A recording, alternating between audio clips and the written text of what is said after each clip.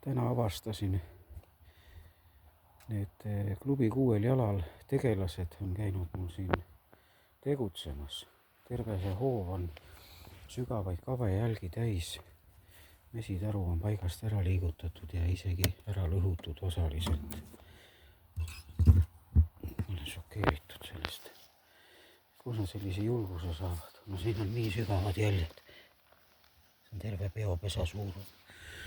Maja esine on paska täis, aknad on mul ära lõhutud. Ma ei tea, kelleks see kurat ennast peab. Männiladvad on siin maja juures ka. Vähemalt ühte ma nägin.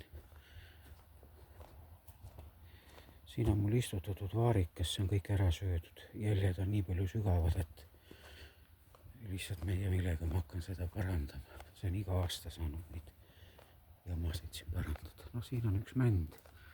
Täpselt samamoodi on ladev ära kooritud, nagu mul oli seal tee ääres istutatud.